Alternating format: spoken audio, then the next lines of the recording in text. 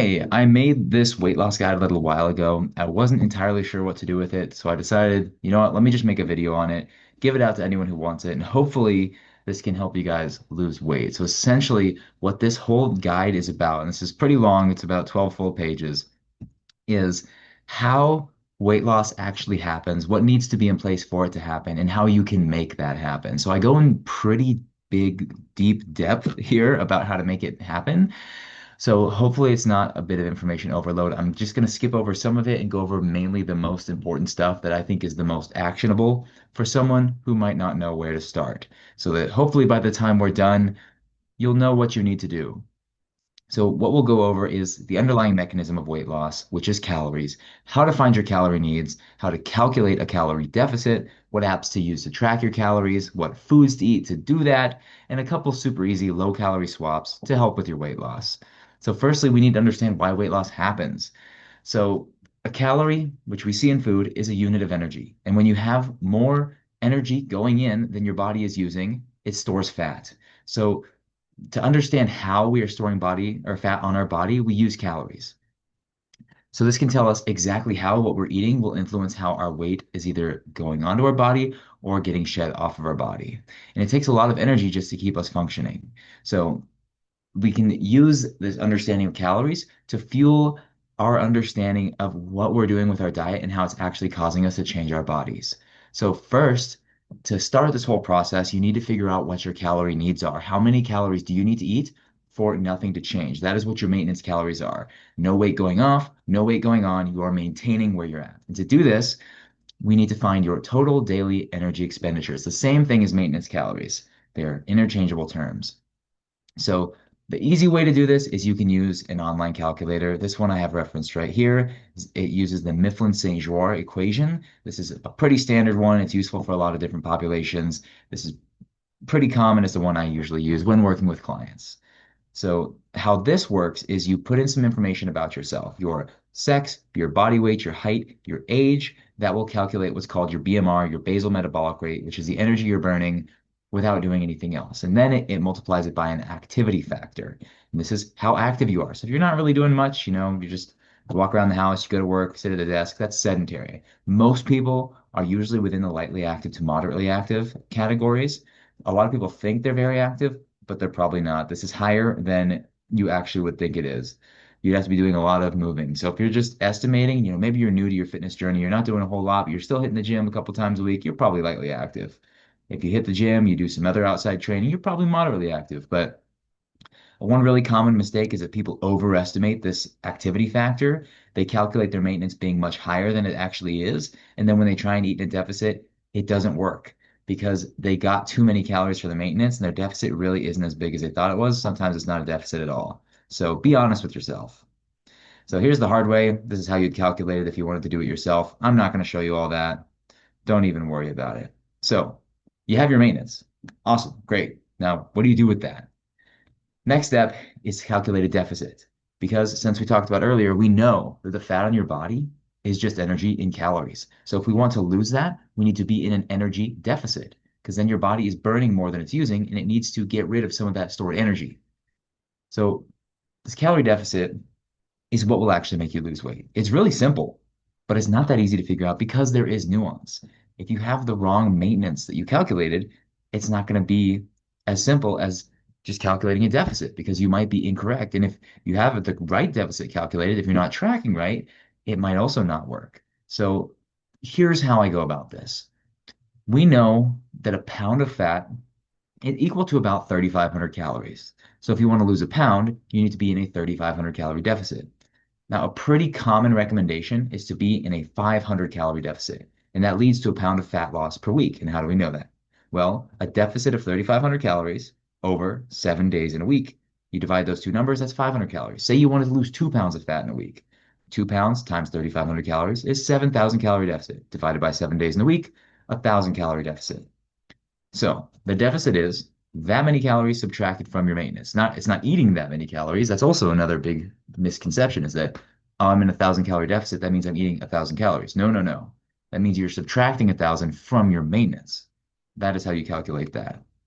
So as a general rule of thumb, the faster you lose weight, the more likely you are to gain it back. It's why you see those people on the Biggest Loser TV show gain all of their weight back afterwards. They did it way too fast, and your body doesn't like that.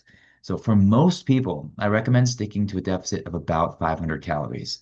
This way, you can ensure that you're still losing weight, a pound a week, which over time is a ton, and it's noticeable. But it's not as risky of you gaining that weight back or having extreme hunger and wanting to eat a lot of food as you're trying to do this. It makes it a lot more manageable and a lot easier.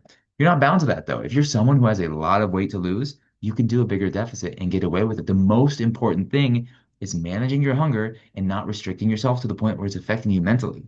You want to feel good up here as well as everywhere else. So here's just a little chart summarizing that. Smaller deficit leads to better long-term effects for most people, but some people can get away with a little bit more. So here's an example. I calculated my own maintenance calories, about 2,900 calories. And I want to lose a pound a week, 500 calories subtracted from 2,900, that's 2,400 calories per day. Therefore, if I eat 2,400 calories, I'll drop a pound a week. And I've actually been on a fat loss phase for a little over a month, about 2 months, and I've been losing pretty much exactly a pound a week because I've been able to calculate both of these numbers. So great. You have your maintenance calories and you have your deficit. What do you do with both of those? Well, you got to figure out how to actually eat in the deficit because just having the numbers doesn't do much for you, does it? So here's how you actually eat in the deficit. The easiest way to do this, I say unfortunately and fortunately, is by using a food tracking app. This is just the most reliable and predictable way to do it. There's really not any other way to get good, accurate numbers. And the two ones that I recommend, personally, I use Chronometer, but many people swear by MyFitnessPal. And with my clients, we use MyFitnessPal, we integrate it into my coaching app. It makes it super easy. So what these tracking apps do, they allow you to scan barcodes to enter individual servings. So say you have a container of single serve yogurt and that's all you're eating as a snack. You can scan that barcode, enter it, super easy. It takes 5 seconds. It lets you search for almost any food. So say you're eating a food that doesn't have a barcode, say a banana. You can search up a banana and enter that into your calories. You can also enter in custom foods that are not on the database. Sometimes you'll get something, scan the barcode, it's not there. But you can then go in using the nutrition facts label and enter that in for yourself. So in the future, when you're eating that food again, you will have that, even though it wasn't already there. And it also, you can create custom recipes so you don't have to keep entering in the same meal multiple times. So if you're like me, you like your 3 eggs, sweet potato, a banana, and a cup of coffee for breakfast every morning, and it's pretty much the same thing that you have, you can enter a custom recipe and all you have to do is press a button. What they don't do is automatically track the right amount of food. So even if you search for a banana, that doesn't account for how big was the banana, how much of it did you eat. So you're going to have to be responsible for doing that yourself by getting the food scale. It also doesn't always get it right. Sometimes there can be multiple options for a food, and they can be drastically different because maybe someone else went in and entered that food item themselves manually, and it doesn't actually match up with what is on the food label. So you need to double check to make sure that you're entering the right food. It also doesn't make it easy. Eventually, as you learn how to do it, it gets easier, but there is a learning curve, and you'll have to put in a bit of work. So some tools you'll need is a food scale. Like I said, you're going to have to know how to measure some things. It's really important to make sure you're actually entering the amount of food you're eating. Otherwise, it's not going to be accurate. And then you're going to have that problem of, well, I think I'm eating in a deficit, but it's not working. Well, you're probably not. If you're not losing weight, you're not eating in that deficit. So you need to be pretty accurate. And you also need to use critical thinking. If you are looking at an option on there and it just doesn't seem right, say it's you enter a cheeseburger and it says 120 calories, well, probably not. But you'll also find that some foods you might think that it's wrong, but actually it is right. Like a cup of cashews is almost 900 calories. It's insane. A cup is about the size of your fist. That many cashews, 900 calories. I eat a lot less cashews now, now that I know that. But also, you're going to have to accept imperfection. You'll never meet your goals 100% perfectly, and you should allow yourself a little bit of wiggle room while tracking because if you really try to get exactly, say your calorie goal is 2,000, and you try and get exactly 2,000 calories every day, it's going to be stressful. It's going to be obsessive, and it's not going to be as fun, and it's not going to be as empowering as it would be. I like to allow a little bit of wiggle room because some days you might be under, some days you might be over, and it's about the average that counts. That's really all that matters. So I made this hierarchy of importance, but actually I don't agree with it. I made it incorrectly. What I really think it should say is calories are on top. When it comes to fat loss, if you don't have the calories controlled, It's not going to happen. All your weight loss is dependent upon the calories. No matter how healthy you eat, if you're eating too many, you'll gain weight. Next, I don't think it's micronutrients. I think it's the macronutrients, your carbs, your fat, and your protein, and especially your protein. Because when you're losing weight, you want to make sure you're maintaining that muscle that you tried so hard to put on. Because if you're losing this weight, hopefully you're also on an exercise program. If you're working with me as a coach, you will be on one, most likely. You want to keep that muscle because that muscle is going to help you burn more calories at rest. It boosts your metabolism. And when you're not eating enough protein, if you're losing muscle, you're going to be losing some of those calories that you're normally burning. You won't be able to eat as much. And fiber is also extremely important here because it's what's going to help you stay full when you're eating less calories. It's in a lot of foods that have a lot of volume, it's slower to digest, and it helps you with that satiety. And at the bottom, I put meal timing. If you're someone who likes to intermittent fast, go for it. It doesn't work for everyone though. And essentially, it's a small tool that you can focus on once you have everything else in place. So what foods do you eat? Well, technically, you can eat whatever you want and lose weight as long as you're staying in your calorie deficit. But of course, that's not optimal. We want to be eating healthy foods that are going to make us feel full and give us all the nutrients that we need. So I like to stick with the My Plate. It's classic. And once you got it figured out, it can be really easy. Essentially, how it works, you split your plate down the middle. On the left side is fruits and vegetables. On the right side is protein and grains or carbs.